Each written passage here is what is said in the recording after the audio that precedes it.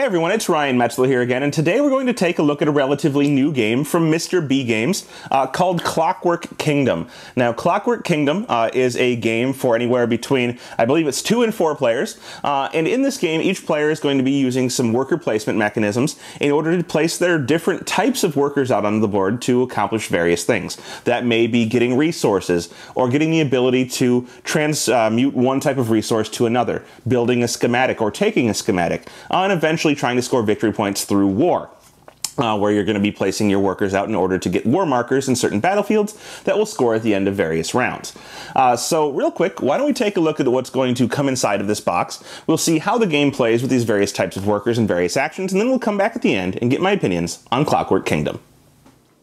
So here you can see Clockwork Kingdom all set up for a 4-player game. The game plays anywhere from 2 to 4, and you will see some limited spaces out on the board if you're playing with 2. You cover up some of the war zones, and you cover up some of the worker placement areas out on this board.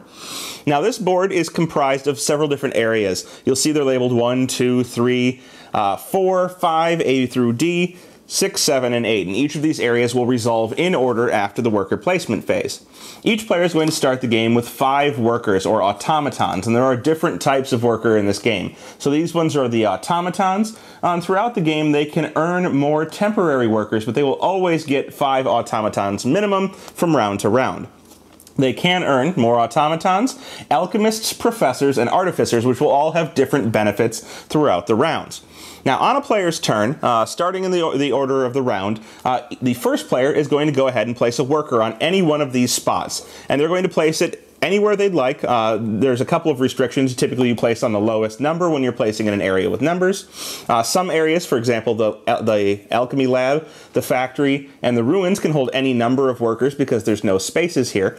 But other than that, it's pretty basic, straightforward worker placement. Place on the spot you want, and later you'll resolve that spot.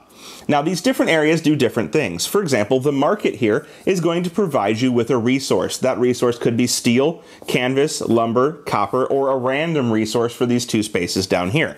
So depending on which space you get, you will get that resource later on. Now, different workers will provide you with different benefits here. For example, if you have an alchemist that you've earned, you would have this guy in his own base, and so this would show that he's your alchemist, at least for this round. You could place him out in here, and he always has the choice of taking whatever resource he wants, and these resources are these little cube chits here. So they're not wooden cubes, they're wooden cubes printed on cardboard chits. Not the best component quality, but it is what it is. So the bonus of having an alchemist in this area is he can take whatever resource he wants, and even if all of the spaces are full, he can still place in here and take whatever resource he wants. So that's this area right here, gathering resources. The Alchemy Lab is going to allow you to place guys in here and try and get majority. So 1 automaton in here is worth 1 influence point. The bonus of having an alchemist in this area is that if you place him there, he's worth 2 influence points. So he actually gets a benefit for being in the Alchemy Lab. He's an alchemist, makes sense. When we resolve these areas, whoever has majority in this space, let's say that the situation is like this. Green has 2 influence, purple here has 1. Green is going to get the pick of their alchemy rewards. The alchemy rewards are going to be alchemist's stones. It's this little chit here, and you get these and place them out onto your player board, and they will let you use one resource as another resource interchangeably. So for example, if I have copper canvas stone, I can use all canvas as copper and all copper as canvas.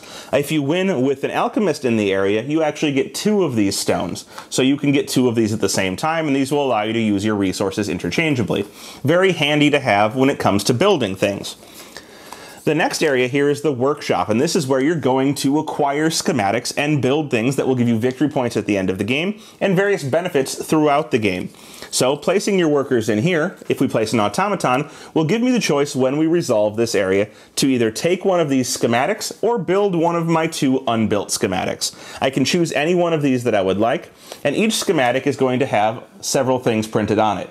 In the top right-hand corner, you'll see that it has a victory point value, which will be victory points you get at the end of the game. Above that, you will see that it shows various resources here that you must use in order to build this. So you can take it without having those resources, but you're going to need the resources to build it. At the bottom, you'll see that it gives you some type of bonus in the game or at the end of the game. So this one says that you get 1 extra VP for every 2 completed schematics at the end of the game. If you plan on building a lot of things, you may want to take this and build it out, and you'll get more points at the end of the game. Others may give you free workers every round. For example, this one will give you a free professor once you've built it. Or even more may give you benefits to military, which is going to be one way to earn victory points. This one will give you extra military to place throughout the rounds. Some could give you alchemist stones, and some may give you more storage for goods, as you can only store 6 goods at a time, unless you've built a warehouse, which will give you extra storage. So, placing an automaton here will let you take or build one of your already existing schematics. If you place a professor out here, if you happen to have acquired a professor and you place him out here, he's going to let you do both a take schematic and build schematic action. So you get 2 actions for the price of 1 guy. If you place out here one of the artificers, so you have an artificer, and you place him out here, he's going to reduce the cost of building one of your existing schematics out on your board by 1 good, any 1 good that you choose, and now you can build that for 1 cheaper. So having bonus or better workers will provide you with better options when you place out into these areas. And of course you activate these 1 to 5 in order. Area 4 can hold any number of workers, and for each worker that's placed here, you're going to get to draw one of these ruins cards. These ruins cards will give you some type of benefit when you use them in the game, and they'll tell you when to use them right on the card. So for this one, it says, on your turn, you may draw a number of schematics from the top of the deck, equal to the number of players. Pick one of these schematics to add to your yard, and then pass the cards to your left. Repeat until each player has a choice to take a schematic. So this will be a free schematic for everybody, but you get first pick. And these cards may provide many different benefits throughout the game. Each worker here gets you 1 card in player order. Each of these 5 areas is going to be a war zone that you're trying to control by the end of rounds 3, 6, and 9. So placing out here will allow you, when you activate these areas, to place one of these war markers out here. Of course, removing your workers. These war markers will be tallied at the end of rounds 3, then cleared, and then at the end of round 6 and cleared, and the end of round 9 and cleared. And whoever has majority in these areas is going to get victory points. 4 for first place and 1 for second place in the first round, 5 for first and 3 for second in the second round, and 6 for first and 4 for second in the third round. So this is where the majority of in-game victory points will come from. And each of these areas is under contest, so you have to decide when and where to place your workers out here, but no workers get a specific benefit. Moving on to Area 6 is going to be where you can get new workers. You can send a worker here, and at the end of the round when we're resolving them, 1 to 5, you'll move your worker down onto one of the spaces below. You can see that there's a space for Professor, Artificer, Alchemist, and Automatons, and so these will allow you to generate more workers and will be the only way, or one of the only ways, to get more workers from round to round. So if I place an Automaton here, I can move him to Professor when it's my turn, and that will give me a Professor in my area for the next turn in order to use for whatever I might want to use him for. Additionally, you'll see that there are spaces down there for the other guys, but professors, when placed in this area, have a benefit. They can choose any space and choose whatever worker they want, regardless of what that space says. So that's the bonus of having a professor in that area, and of course you get that worker for the next round as well. The factory area here is going to be another area control type of area where you can have any number of guys placed for influence. The Artificer gets a bonus of +1 influence here, so he's much like the Alchemist over in the Alchemy Lab. Winning the control of this area is going to get you this lumber mill in this case, which will produce a wood for you every round. And then the next one would flip up for the next round, and it's another lumber mill, but these could be various different types of things. For example, a copper smelter in a later round. Finally, we have the King's Park, and the King's Park is where you determine turn order. Placing on these spaces must be done left to right and will get you to be in the appropriate turn order. So right now green's in first, but if, for example, purple were to place here, when we resolve this, purple would become the first player. In addition, each of these spaces has a benefit printed beneath it. So, for example, draw 1 card from the Ruins deck, or draw 2 and pick 1, or draw 3 and pick 1. You would get this benefit on whichever space you chose. If any of these spaces aren't chosen, they will go ahead and get a random resource placed on them, and the next player to place on those will get that resource. So, by the end of the round, you're going to be placing your guys throughout the round, resolving them 1 through 8 in terms of turn order, and then at the end of the round, you'll advance the turn marker. Now, at the end of that round, you're only going to get back your 5 automatons plus whatever workers you've earned throughout the round, for example, by placing on the university. In addition, if you have any schematics that provide you with workers or resources, you'll get those now, and then any production facilities, for example, the lumber mill, would go off and give you the bonus resources that you're supposed to acquire. If it's the end of rounds 3, 6, or 9, you'll then go and score all of the war markers that are out in the various combat zones in order to see who gets those victory points, and then if it's not the end of round 9, you'll proceed with another round with whatever workers you started with, plus those that you earned, and whatever resources you happen to have. Of course, you're going to be trying to acquire various different schematics and goods, and you'll replenish this schematic row with new schematics for the next round in order to see what might be of benefit for you to take and build. And so you're going to be trying to acquire victory points from building schematics, from fighting over these war zones, and from accumulating workers and resources for the end of the game, as each worker and resource, 3 sets or 3 of each, will be worth 1 victory point at the end of the game. And whoever best manages to use their workers in order to accomplish these tasks will be the winner of Clockwork Kingdom. And there you have it. That is Clockwork Kingdom from Mr. B Games. So what to say about this one? Well, I enjoyed my plays of Clockwork Kingdom. I think what they were going for, they accomplished it, is that they were trying to take worker placement, and they were looking to put a spin on it a little bit, and they did. What they did is they put in the various different types of workers, which is not necessarily something that hasn't been done before, but they give you the starting 5 automatons, and you get those 5 automatons every turn.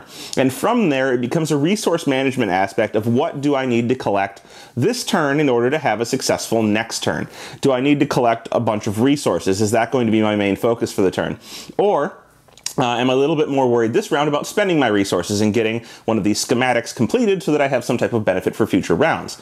Am I more interested in accumulating workers? Because obviously I'm only going to get those 5 automatons guaranteed every round, but I can send my automatons out in order to make new workers, be they professors or alchemists or arcanists, whatever it might be. Do I need those specific workers for what I'm trying to accomplish next round?